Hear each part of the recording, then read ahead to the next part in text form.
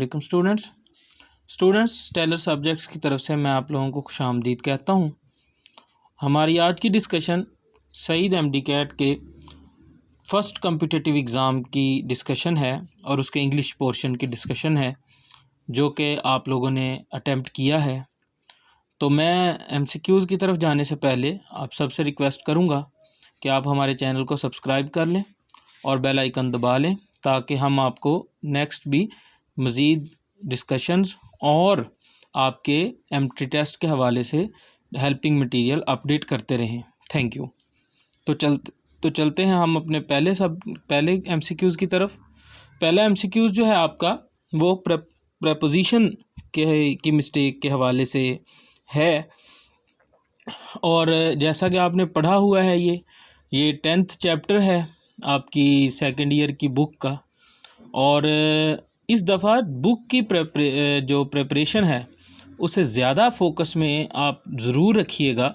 उसकी रीज़न ये है कि ये वो चैप्टर्स हैं जो आपने रेगुलर एफएससी में नहीं पढ़े हैं, तो इनमें से प्रेपोजिशन की मिस्टेक या कोई और वर्ब की मिस्टेक आने के चांसेस ज़्यादा हैं, इसलिए इन्हें बहुत एम्फसाइज़ के साथ आपने प्रिपेयर करना है।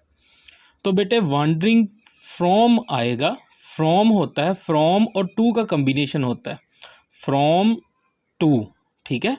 तो बीटा राइट ऑप्शन होगी। वॉन्डरिंग विद है अल्फ़ा में, ये राइट नहीं होगी। वॉन्डरिंग थ्रू भी गलत हो गया और वॉन्डरिंग अबाउट भी मिस्टेक होगी। तो मैंने बताया आपको फ्रॉम का टू के साथ कम्बिनेशन होता है और यहाँ वॉन्डरिंग फ्रॉम आना है। From one place to another होता है ना, तो सेम वही कम्बिनेशन यहाँ पर आया है। दूसरा एमसीक्यूज़ देखिए। दूसरे एमसीक्यूज़ में हमारे पास अगेन प्रेपोजिशन की मिस्टेक है, अगेन उसी चैप्टर में से है। तो आप देखें इसमें प्रिजर्व्ड इन होता है बेटे, जैसे ड्रेंच्ड इन होता है ना, इसी तरह प्रिजर्व्ड इन होता है बेटे, ठीक है। तो विद नहीं होगा, फ्रॉम नहीं होगा, बाय नहीं होगा, सही है। तो इन आएगा, इन। नेक्स्ट भी आपकी प्रेपोजिशन ही की मिस्टेक है और वो भी जो है वो 10th चैप्टर ही की है। तो इसको देखिएगा बेटे, इसमें पहला तो है कि रिड्यूस्ड के साथ प्रेपोजिशन होती है टू, ठीक है, और administrated with sagacity and ability आएगा, ठीक है। तो इस लिहाज से हमारी डेल्टा ऑप्शन राइट होगी। तो अल्फ़ा में देखें इन है लगा हुआ, पर रिड्यूस्ड इन गलत हो गया। नेक्स्ट बीटा में भी इन भी है और आगे विद की जगह उसने बाय लगाया हुआ है, मिस्टेक हो गई। चार्ली में रिड्यूस्ड के साथ तो टू लगा हुआ है बट हमारे पास विद की जगह बाय लगा हुआ है, तो डेल्टा राइट ऑप्शन होगी। नेक्स्ट आपके पास फोर्थ एमसीक्यूज़ है। फोर्थ एमसीक्यूज़ में हमारे पास जो illuminated by lights from the boarding houses, from आना है। डायरेक्शन को जब हम बताते हैं तो हम उसके लिए फ्रॉम का वर्ड यूज़ करते हैं। ऑन नहीं आएगा, ओवर नहीं आएगा, एट भी नहीं आएगा, ये प्लेस के लिए हैं। आगे देखते हैं हम कि हमारे पास नेक्स्ट है। हाँ, नेक्स्ट हमारे पास बेटे आपके एग्रीमेंट मिस्टेक की मिस्टेक्स हैं। तो उसमें देखिएगा सबसे पहला जो है उसमें है every even though Ali has. अच्छा, इवन दो आ गया ना, तो इवन दो आपका क्या है, इवन दो आपके पास कंडीशनल कंजंक्शन है। तो बेटे even though, yet, because, if, until, unless, ये सारे आपके पास कंडीशनल कंजंक्शंस होते हैं। तो इसकी एक तो टिप आप याद रखिएगा कि ये जब भी सेंटेंस के स्टार्ट में आएंगे तो second part of the sentence comma से स्टार्ट होगा, ये पंक्चुएशन की मिस्टेक होती है।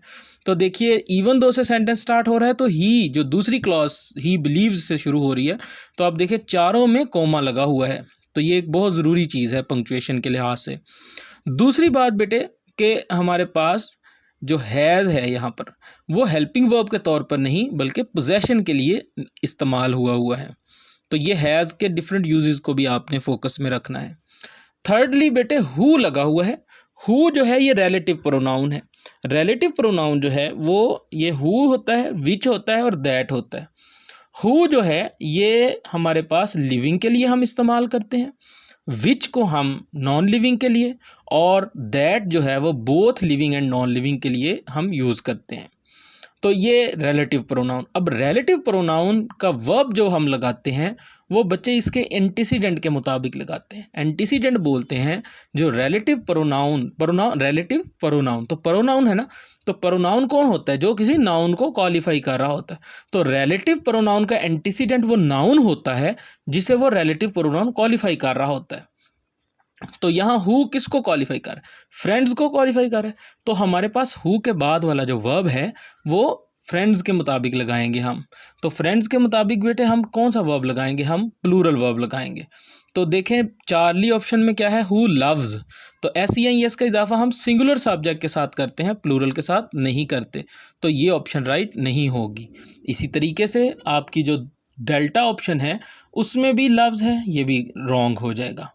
अब हम बात करते हैं हमारे पास जो बीटा और अल्फा ऑप्शन रह गई है, उसको हम जब आगे बढ़ते हैं तो बेटे देखें ही बिलीव्स दैट जो जनरल मोटर्स इज़। अब बेटे जनरल मोटर्स एक नाम है, कंपनी का नेम है। तो कंपनी के नेम्स, जिस तरह की कंपनीज के जो नेम्स होते हैं ये उस कैटेगरी में आते हैं, उन वर्ड्स की कैटेगरी में आते हैं जो लगते तो प्लूरल हैं बट ये सिंगुलर ट्रीट होते हैं। इसमें बुक्स के नेम हैं, इसमें कंपनीज़ के नेम हैं, इसमें स्पोर्ट्स के नेम हैं, इसमें कई कंट्रीज़ के नेम हैं। ये लगते प्लूरल हैं बट हम इन्हें सिंगुलर यूज़ करते हैं। तो ऐसे नाउन जो लगते प्लूरल हैं मगर सिंगुलर यूज़ होते हैं तो उनके साथ वर्ब भी हम सिंगुलर ही लगाते हैं। तो यहाँ पर हमने आर नहीं बेटे पुट करना, तो इज़ पुट करना। तो यहाँ देखिएगा बीटा में हमने आर इज़र लगा हुआ है तो इसको हम राइट नहीं करेंगे, अल्फा ऑप्शन हमारी राइट होगी। नेक्स्ट हम देखते हैं सिक्स्थ क्वेश्चन को। सिक्स्थ क्वेश्चन अगेन आपके पास एक बहुत आइडियल डिपिक्शन है एग्रीमेंट मिस्टेक की बच्चे। एग्रीमेंट मिस्टेक के अंदर आप देखें यहाँ फॉर द मोस्ट पार्ट। अब जैसे मैंने आपको पिछले MCQs में एक पंक्चुएशन का रूल बताया है, यहाँ भी एक बड़ा कीमती पंक्चुएशन का रूल आया है, अगेन कॉमा का ही है। देखें बेटे फॉर द मोस्ट पार्ट ये एक प्रेपोजिशनल फ्रेज है। प्रेपोजिशनल फ्रेज हम उस कम्बिनेशन ऑफ वर्ड्स को बोलते हैं जो प्रेपोजिशन से स्टार्ट हो रहा होता है। तो बेटे ये प्रेपोजिशनल फ्रेज है, तो प्रेपोजिशनल फ्रेज से अगर जुमला शुरू हो, दोबारा बता रहा हूँ, प्रेपोजिशनल फ्रेज से अगर कोई सेंटेंस स्टार्ट हो और प्रेपोजिशनल फ्रेज के ख़त्म होते ही सब्जेक्ट आ रहा हो तो ऐसे केस में हम प्रेपोजिशनल फ्रेज और सब्जेक्ट को अलग करने के लिए उसके साथ कॉमा पुट करते हैं। तो आप देखें फॉर द मोस्ट पार्ट चारों ऑप्शंस में इसके बाद कॉमा क्यों आया है? क्योंकि ईच स्टार सब्जेक्ट है और प्रेपोजिशनल फ्रेज के फ़ौरन बाद जब सब्जेक्ट आ रहा हो तो हम उसे अलग करने के लिए कॉमा पुट करते हैं। क्लियर हो गया बेटे? फिर उसके बाद दूसरी बात हमारे पास ईच से रिलेटिव है। ईच है इनो वर्ड्स में। इनो वर्ड कौन कौन से हैं? ईच है, ठीक है, नन है, ठीक है, ईच है, नन है, ईदर है, नाइदर है, ठीक है, वन है। ये वर्ड्स जो हैं ये हमारे पास, इनको हम बोलते हैं इनो वर्ड्स। तो बेटे इनो वर्ड्स में हमारे पास जो जितने भी आगे आने वाला नाउन, वर्ब, प्रोनाउन, दोबारा सुनिएगा, ये each, every, neither, either, one, each, every, neither, either, one, in words के बाद नाउन, वर्ब और प्रोनाउन तीनों चीज़ें हमने सिंगुलर यूज़ करनी है। तो अब हम देखते हैं कि क्या तीनों यूज़ हुई हैं सिंगुलर। तो देखो स्टार, ईच के बाद स्टार तो सिंगुलर आया है, बिल्कुल ठीक हो गया। लेकिन अल्फा ऑप्शन में देखो मेक लिखा हुआ है, सिंगुलर सब्जेक्ट के साथ हम प्रेजेंट इंडेफिनिट टेंस में SENS का इजाफा करते हैं तो मेक्स आना चाहिए, मेक नहीं आना चाहिए। उसके बाद इट्स लिखा है, वो ठीक लिखा हुआ है, सिंगुलर प्रोनाउन ही आना है। अब हम बीटा ऑप्शन को देखते हैं तो बीटा ऑप्शन में बच्चे स्टार भी ठीक लगा हुआ है, मेक्स भी ठीक लगा हुआ है, बट हमारे पास अगर हम देखें तो देयर लगा है। देयर प्लूरल प्रोनाउन है जो कि यहाँ यूज़ नहीं हो सकता। चार्ली ऑप्शन में हमारे पास ये तीनों चीज़ें ही ठीक लगी हुई हैं, लेकिन हम अगर आखिर पर देखते हैं तो हमारे पास एज लगा हुआ है लाइक की बजाय। लेकिन बेटे याद रखिएगा एज हम यूज़ करते हैं क्लॉज के लिए और लाइक हम यूज़ करते हैं फ्रेज, नाउन, प्रोनाउन के लिए। तो एज यहाँ आ नहीं सकता। क्यों नहीं आ सकता? क्योंकि a ship on an empty ocean ये एक फ्रेज़ है, ये क्लॉज नहीं है।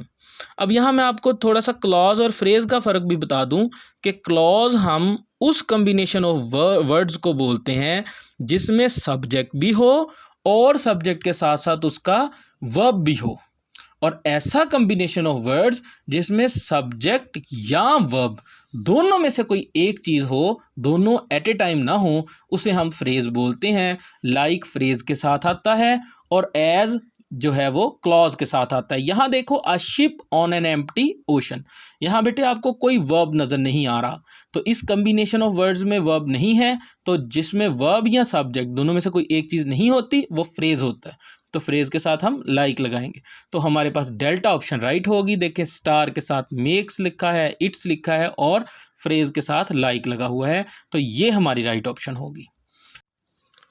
अब हम बढ़ते हैं 7th क्वेश्चन की तरफ। 7th एमसीक्यूज में हमारे पास अगेन सब्जेक्ट वर्ब एग्रीमेंट ही का क्वेश्चन है, और इसके अंदर हमारे पास बच्चे जो फ्रैक्शन और परसेंटेज का रूल आया है। देखिए, आपने पढ़ा है कि ऑव से अगर जुमला ऑव आ रहा हो सेंटेंस में तो हम फर्स्ट सब्जेक्ट के मुताबिक वर्ब लगाते हैं, लेकिन ये हमारे पास एक एक्सेप्शनल केस है। एक्सेप्शनल केस इस तरीके से है कि अगर दो चीज़ें आ रही हों, कोई फ्रैक्शन आ रही हो या कोई परसेंटेज की रकम हो, फ्रैक्शन हो कोई या परसेंटेज हो, इन दोनों के केसेस में हमने क्या करना है, हमने ऑव के बाद आने वाले नाउन के मुताबिक वर्ब लगाना है बेटे। तो यहाँ पर हमने 2/5 या 2/5 के मुताबिक नहीं, बल्कि द वाइन यार्ड के मुताबिक वर्ब लगाना है। एक बात तो ये हो गई। दूसरा, इस वर्ब सिलेक्शन में हमने एक और बात का ख्याल रखना है, वो फ्रैक्शन के हवाले से। बेटे, फ्रैक्शन में अगर फर्स्ट वर्ड जो है वो सिंगुलर है यानी 1 है, तो बाद वाला जो वर्ड है, जैसे यहाँ 5th है ना, तो अगर पहले 1 लिखा होता तो 5th ही आना था। लेकिन अगर प्लूरल है, जैसे यहाँ 2 लिखा हुआ है, तो हम 5th नहीं लिखेंगे, हम बल्कि इसको प्लूरल बनाएंगे, 5ths लिखेंगे बच्चे। ठीक हो गया? तो यहाँ हमने 2/5 लगाना है, 2/5 गलत होगा। तो अल्फा ऑप्शन तो इसीलिए गलत होगी बेटे कि वहाँ 2/5 लिखा हुआ है। बीटा ऑप्शन जो है वो उसमें देखो कि 2/5 लिखा हुआ है, बिल्कुल ठीक है। The wine yard singular subject है, उसके मुताबिक वाज लगा हुआ है, बिल्कुल ठीक लिखा हुआ है। उसके बाद बेटे चार्ली में देखेंगे तो वार लगा हुआ है जो कि गलत है, और डेल्टा में डिस्ट्रॉयड के साथ 2 लिखा हुआ है जो कि प्रेपोजिशन की मिस्टेक है, यहाँ बाय आना चाहिए था। तो इस तरह ये आपका बीटा ऑप्शन हमारे पास ठीक है। 8 में बेटे हमारे पास देखें, ये सेंटेंस कंप्लीशन की है। Sentence completion is all about आप जब क्लूज़ को कैसे कनेक्ट करते हैं। अब देखो बेटे, इसमें आप क्लूज़ को जब कनेक्ट करेंगे तो हमारे पास यहाँ सिंस लिखा हुआ है। सिंस एक स्पोर्ट सिग्नल है, तो यहाँ हमारे पास जो आगे बात हो रही है उसको हम पीछे के साथ रिलेट करेंगे। तो since an enraged grizzly bear barred the way, ये बात हो रही है, ठीक है ना। तो अब हम इसको कनेक्ट करेंगे पिछली के साथ। The explorer was unable to dash his thrust at the stream. अब देखो, जब एक ग्रिजली बियर जो है वो उसके रास्ते पर आ चुका हुआ है और वो एनरेज्ड भी है, वो एनरेज्ड गुस्से में भी है, तो अब बताओ मुझे क्या होगा, वो प्यास अपनी बुझा पाएगा बच्चे? तो यहाँ देखो, यहाँ वो पक्की बात है कि वो अपनी प्यास बुझा नहीं पाएगा। अब हमारे पास डिस्क्राइब है बेटे, तो वो डिस्क्राइब वहाँ ये सिंपल वर्ड है, ऐसे आई कैचर वर्ड्स आ सकते होते हैं, इसको तो वैसे ही हम एक्सक्लूड कर देंगे। उसके बाद रह जाती है बात हमारे पास बीटा ऑप्शन, चार्ली ऑप्शन और अल्फा ऑप्शन की। इसमें जो बीटा ऑप्शन है वो है पार्च। पार्च कहते हैं बर्न को, ड्राई को ना। तो यहाँ तो थ्रस्ट की बात हो रही है, स्ट्रीम की बात हो रही है, तो बहती हुई नदी से हम अपनी प्यास को बुझा तो सकते हैं, जला तो नहीं सकते ना बेटे, तो ये भी ऑप्शन नहीं होगी। अब रह जाती है 2 ऑप्शन है, अल्फा और चार्ली। चार्ली ऑप्शन है सेवर। सेवर बोलते हैं टेस्ट को, रैलिश को, इंजॉय को, है ना, डिलाइट को। तो अब क्या ये वहाँ जब आप प्यास बुझा रहे हैं एक नदी में, एक एक्सप्लोरर है, तो वहाँ वो कोई मज़े तो नहीं लेगा ना बच्चे, वो कोई जूस तो इंजॉय नहीं कर रहा, वो तो स्ट्रीम से पानी पीना चाह रहा थ्रस्ट में। तो वो यहाँ सेवर का तो कोई इमोशन ही नहीं है। तो अल्फा ऑप्शन एस्वेज होगा, जिसे लेसन, मॉलिफाई, रिलीव के मीनिंग में इस्तेमाल करते हैं। 9th क्वेश्चन है आपका। 9th क्वेश्चन में आपके पास देखें सेमी कॉलन यूज़ हुआ है। अगेन सेमी कॉलन एक सपोर्ट सिग्नल है, तो हम पिछली बात को अगली से कनेक्ट कर लेंगे। The policeman turned out to be a clown. तो अब एक क्लाउन जो है, पुलिसमैन जो है वो क्लाउन्स हैं, तो क्लाउन्स का क्या काम है बेटे, ठीक है ना। तो अब उसी से हम करेंगे, ठीक है। क्लाउन्स हैं तो स्टिक अप कहते हैं किसी चीज़ को गन पॉइंट पर, किसी शख्स को या किसी चीज़ को गन पॉइंट पर लूट लेने को। तो ऐसा तो कोई चक्कर क्लाउन्स नहीं करते ना। मिक्स अप एक सिंपल वर्ड है, तो simple words are I catcher, usually I catcher, सही है। फिर आगे mystery, the setup was a mystery.